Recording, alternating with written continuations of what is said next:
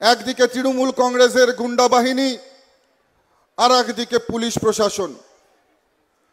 মমতা বন্দ্যোপাধ্যায় তৃণমূল কংগ্রেসের সুপ্রিমো। আজকে তিনি বুঝতে পেরেছেন যে তৃণমূল কংগ্রেস কুচবিহার জেলায় সারা পশ্চিমবঙ্গে সাংগঠনিকভাবে তৃণমূল কংগ্রেসের মৃত্যু ঘটেছে, সাংগঠনিকভাবে তৃণমূল কংগ্রেস আর নেই। তাই তৃণমূল কংগ্রেসকে বাঁচিয়ে রাখবার জন্য পুলিশ আর কিছু তোলাবাজ, কিছু গুন্ডার সহযোগিতা মমতা বন্দ্যোপাধ্যায় নিচ্ছেন।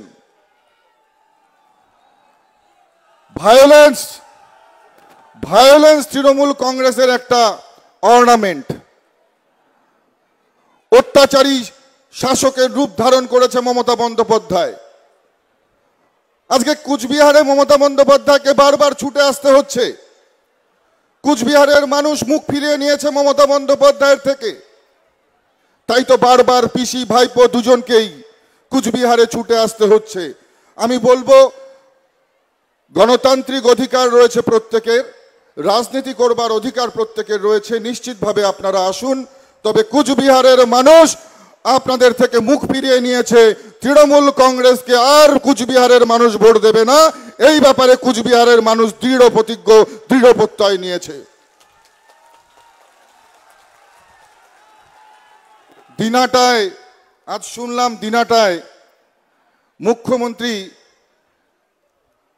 আমার নামে অনেক উল্টোপাল্টা কথা বলেছে।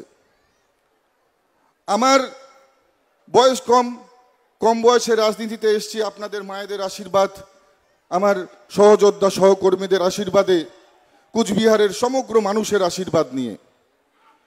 আজকে কুচবিহারের মতন প্রত্যন্ত জায়গা থেকে উঠে গিয়ে দিল্লির মাননীয় প্রধানমন্ত্রীজির আশীর্বাদে আজকে মাননীয় প্রধানমন্ত্রীর মন্ত্রিসভায় সর্বকনিষ্ঠ, সব থেকে কম বয়সের আমি সেখানে কাজ করবার সুযোগ পেয়েছি। আর মমতা বন্দ্যোপাধ্যায় বারবার এসে উল্টোপাল্টা কথা বলছে। মমতা বন্দ্যোপাধ্যায় যতই কথা বলুক, কুচবিহারের মানুষ তার কথা বিশ্বাস করে না। মমতা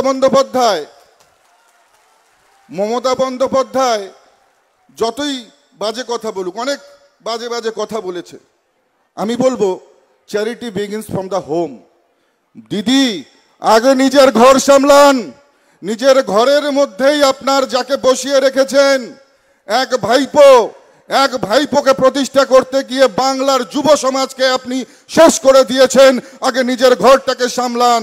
কেন বারবার আপনার ভাইপোকে, মানুষ কি বলে ভাইপোকে? কয়লা ভাইপো। ভাইপোকে কি বলে একটু জোরে বলুন তো। আগে শুনতাম ছোটবেলায়, অনেক রকমের কথা শুনেছি, কাকের মাংস কাক ছোঁয় না। আর মমতা বন্দ্যোপাধ্যায় তো মঞ্চ থেকে নিজে পুলিশ মন্ত্রী হয়ে পুলিশকে গালাগাল দিচ্ছে। ন্যূনতম লজ্জা থাকা উচিত। বলছে স্থানীয় পুলিশরা নাকি বিজেপির সঙ্গে কাজ করছে। আরে করবেই তো, কেন করবে না? পশ্চিমবঙ্গ পুলিশকে আপনারা দলদাস বানিয়ে রেখেছেন। উত্তরপ্রদেশের পুলিশের থেকে 30,000 টাকা বেতন পশ্চিমবঙ্গের পুলিশ কম পায়। পুলিশটা বিজেপির সাপোর্ট করবে না তো কাকে করবে? মায়েরা কাদের সাপোর্ট করবে? নিশ্চিতভাবে বিজেপিকে সাপোর্ট করবে।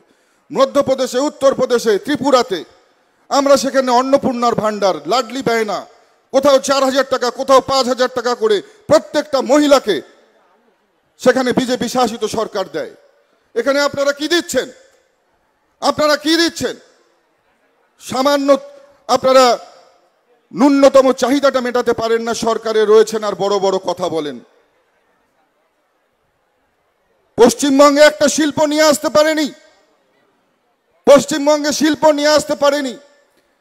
পশ্চিমবঙ্গের যারা বেকার যুবক রয়েছে, যারা শিক্ষিত, তাদেরকে বাইরে, আমাদের এই কুচবিহার থেকেও বহু ছেলে রয়েছে যাদেরকে দিল্লি, গুজরাট, রাজস্থানে গিয়ে তাদের সেখানে পরিযায়ী শ্রমিক হিসেবে কাজ করতে হয়।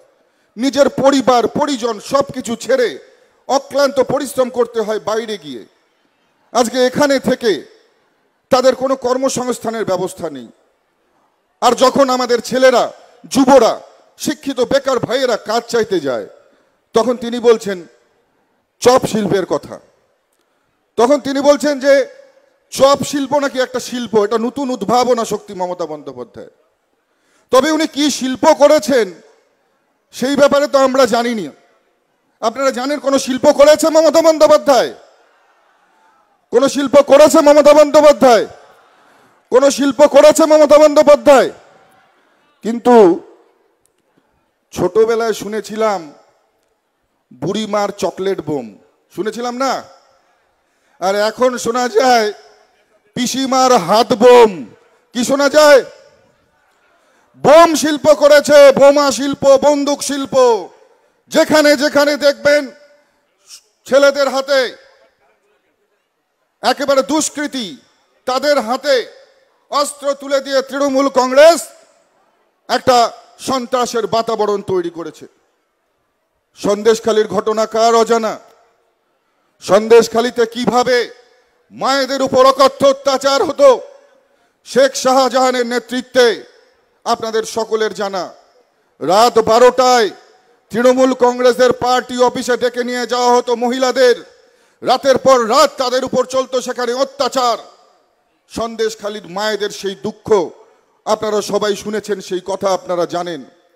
আর সন্দেশখালীর মায়েরা যখন গর্জে উঠল, যখন প্রতিবাদে তারা হাতে লাঠি তুলে নিল, মমতা বন্দ্যোপাধ্যায় তখন বাধ্য হলেন শেখ শাহজাহানের মতন সন্ত্রাসবাদী সমাজ বিরোধীকে গ্রেপ্তার করতে।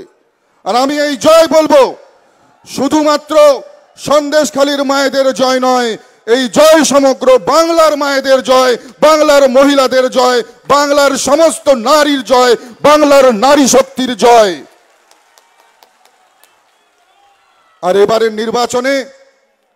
এইবারের নির্বাচনে আবার সেটাই প্রমাণ করবার সময় এসছে যে বাংলার মানুষ তৃণমূল কংগ্রেস নামক যে ব্যাধি রয়েছে, যে ভাইরাস রয়েছে, এই তৃণমূল কংগ্রেস নামক ব্যাধিকে বাংলা থেকে মুক্ত করতে চায়।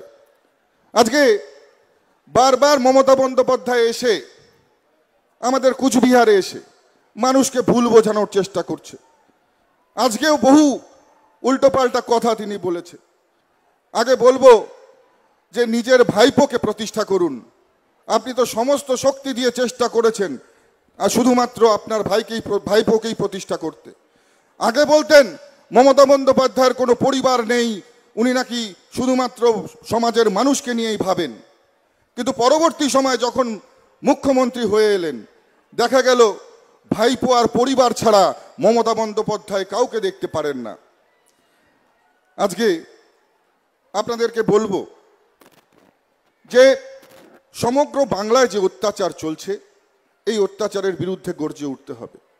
দিনহাটায় আপনারা দেখেছেন বারংবার কিভাবে আমার কনভয়ের উপর আক্রমণ করার চেষ্টা হয়েছে।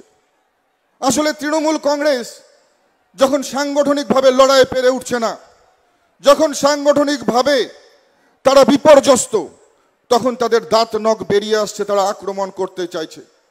আর আক্রমণ করতে চাইলে কি হবে? তৃণমূল কংগ্রেসের সঙ্গে চোর গুন্ডা বদমাশ আছে, আমার সঙ্গে জনতা আছে। কি আছেন তো আপনারা? আপনারা আছেন তো আমার সঙ্গে? এই লড়াইয়ে আপনারা আছেন তো আমার সঙ্গে? মায়েরা দুহাত তুলে জানাবেন আশীর্বাদ করবেন তো আপনারা? দাদারা দুহাত তুলে জানাবেন আশীর্বাদ করবেন তো আপনারা? আমাদের ভিডিও ভালো লাগলে লাইক এবং শেয়ার করুন। কমেন্ট সেকশনে গিয়ে জানান আপনাদের মতামত।